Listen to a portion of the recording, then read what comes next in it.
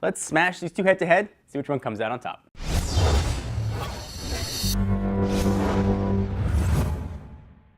let me give a few disclaimers here. I'm not going to get into clock speeds or benchmark scores. These are both really, really fast phones. We are going to cover 5 categories. We're going to break it down to what I think are the 5 most important: screen, build, custom UI, camera, and other phone intangibles.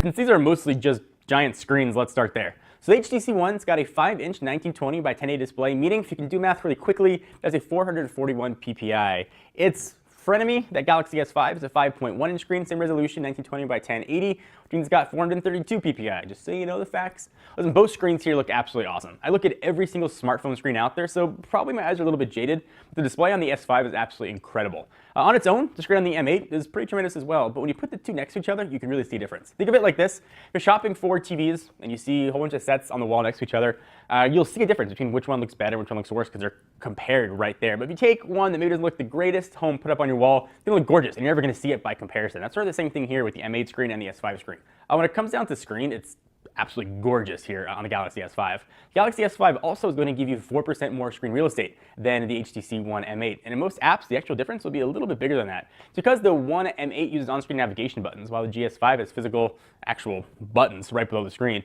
You will, however, get the One's full 5-inch landscape in areas like image gallery, videos, Google Play, and sort of other things here. The bottom line, though, all pictures, videos, and games are going to look pretty awesome. But this round, the winner goes to the Galaxy S5. All right, now let's talk about build. So last generation, the HTC One totally ran away at this round versus the Galaxy S4. Aluminum versus plastic. I take metal every day of the week. This generation, though, it gets a little bit muddier. So sure, we're still looking at the same materials. HTC One is a feat of engineering. It feels like a premium quality device. I love how it feels when you first pick it up, but that does come with a price. Metal is not known for being water resistant, and a unibody design doesn't necessarily mean a removable battery. You can see where I'm going. HTC took a form over function, while Samsung went for function over form. The S5 feels like pretty much every other recent Samsung phone out there. It's got a plastic back, and it's flimsy plastic at that. The only thing new design-wise is that it now has dimples on the back. You won't look at the S5 and think it's a beautiful device. You more likely see its practicality. The plastic, though, this generation does mean the device can be water resistant, meaning you're now getting an active device in a standard package. And I can totally forgive Samsung for using plastic here. In fact, I can see why, and I think it makes total sense.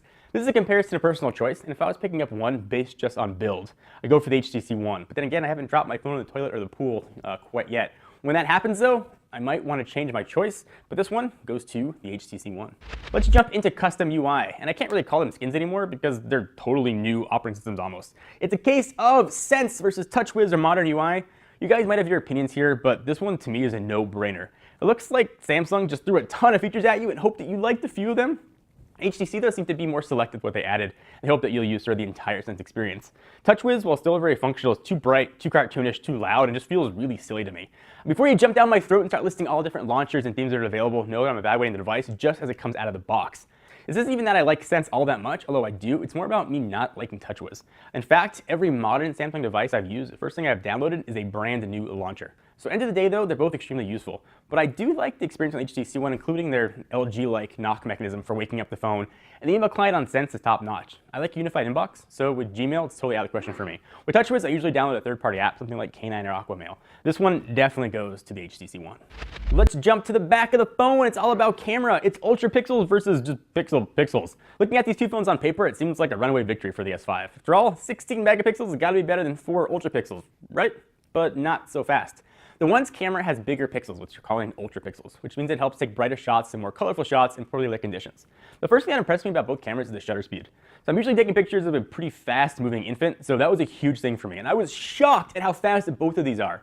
The One's got that little thing up there, the duo camera, that helps you create a background blur or bokeh effect and choose a point of focus after you snap the shot. It works, and it's pretty awesome. Only problem, though, is that the S5 and nearly every other Android phone out there can accomplish the same thing with software. The One processes the images a little bit faster than the S5, but when doing the blurring, a few tenths of a second really doesn't matter that much to me.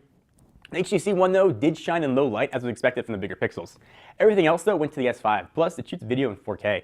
I choose a winner based on this criteria. If I was leaving my regular camera at home, which phone would I grab if I had to take pictures? And that one, I'd pick up the Galaxy S5 every day of the week. All right, now let's jump to intangibles. There's a lot here. Galaxy S5 is water resistant. It's got a fingerprint scanner that, in all fairness, is finicky at best. It does have a removable battery, has a heart rate monitor, although there are plenty of apps that do the same thing, and is compatible with all of Samsung's Wear devices. HTC One, though, has killer boom sound speakers, now has expandable storage like the S5, feels ridiculously awesome in the hand, has dedicated duo camera, And it's a little less offensive on the eyes with the Sense UI. And it's got the pretty awesome HTC advantage that'll replace or fix your device if you break it. This one, though, comes down to a tie. What's more important to you? So buying razors kind of sucks. You got to go to the store, get the key to that plastic razor fortress thingy, and then you got to shell out crazy money for some insane shave tech you probably don't need. I've been shaving for a few years here. My razor worked fine before the vibrating laser pointy handles. You can tell I need something to help me shave. Unfortunately, there's a company that's doing away with all of that ridiculous silliness, and it is Dollar Shave Club, and it couldn't be simpler. For just a few bucks a month, Dollar Shave Club ships pretty amazing razors and other bathroom miscellaneous sundries to your door. Their blades are just as good as the big shave companies at just like a fraction of the price. You got more money to buy tech.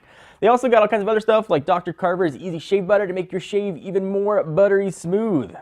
They got a ton of other shave stuff and other things for the bathroom, so definitely go check them out. Shave time, shave money. Join now at dollarshaveclub.com/technobuffalo.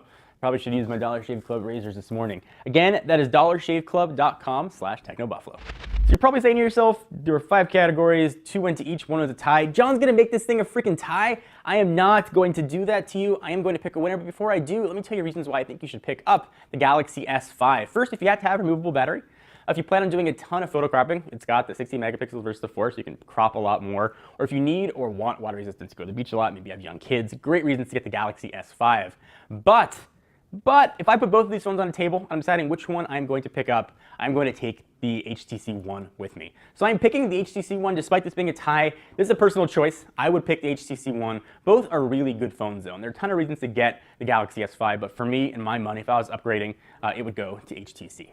So thank you guys for watching. What do you think? Do you agree with my choice? Do you not agree with my choice? I want to hear your thoughts. Please leave it in the comments right down below. If you picked up one phone, tell me why, or why you regret your decision, or why you think you might go one way or the other. Please check us out, of course, at technobuffalo.com for the latest and greatest tech news. Until then, I'm John Rettinger. See you guys next video. Bye-bye.